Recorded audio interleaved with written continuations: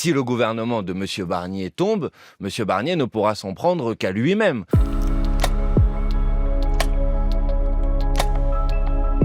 La menace que le Rassemblement national vote une motion de censure déposée par les membres du NFP est une menace crédible.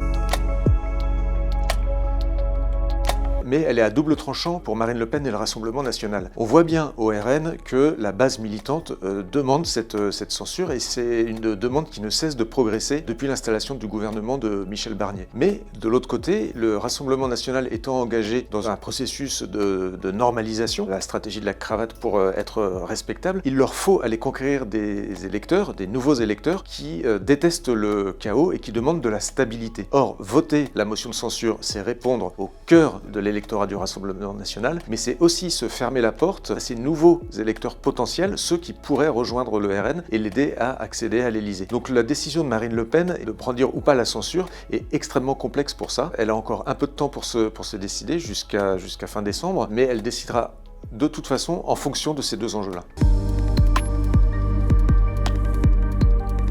Si le gouvernement de Michel Barnier est censuré, il tombe dans la seconde et Emmanuel Macron doit en nommer un nouveau. Alors il y a plusieurs options qui s'offrent à lui, un peu comme en juillet dernier après le second tour des élections législatives, mais avec l'option LR en moins, puisque l'alliance avec les Républicains aurait fait preuve en tout cas de son échec. Il pourrait décider de se tourner vers la gauche et d'aller chercher un Premier ministre issu des rangs socialistes, ce qui suppose quand même plusieurs choses. La première, c'est que les socialistes rompent avec la France insoumise. Et la deuxième, c'est que les socialistes, qui accepterait d'entrer dans un gouvernement dirigé par un socialiste, bénéficie de la bienveillance des Républicains, ce qui n'est pas gagné non plus. En tout état de cause, si Emmanuel Macron décidait de nommer un Premier ministre de gauche, il serait tout aussi exposé à une motion de censure que Michel Barnier, et on en reviendrait un peu à la même situation qu'en ce moment, avec un gouvernement menacé de tomber à tout moment. Autre option qui se présente pour Emmanuel Macron, c'est celle de nommer un gouvernement technique. C'est une piste qu'il avait explorée déjà à la fin du mois d'août en évoquant l'hypothèse de nommer le président du Conseil économique, social et environnemental à Matignon, Thierry Baudet. Cette piste avait été écartée parce qu'à l'époque, il avait été jugé qu'il fallait un Premier ministre politique. Si le gouvernement tombe et donc que le budget 2025 n'est pas voté, à ce moment-là, le budget 2024 s'appliquera et un gouvernement technique serait possible. Ce serait une sorte de gouvernement de gestion des affaires courantes où il s'agirait d'administrer le pays avec des hauts fonctionnaires, des diplomates, des experts, mais sans attache partisane, le temps que le président de la République retrouve ses marges de manœuvre politique, à savoir son droit de dissoudre l'Assemblée nationale. Il y a une troisième piste qui s'offre pour Emmanuel Macron, mais elle est peu probable, c'est celle de renommer immédiatement Michel Barnier à Matignon après la censure de son gouvernement. C'est politiquement explosif, puisque le Premier ministre se retrouverait tout autant exposé à une autre motion de censure qu'il l'est aujourd'hui.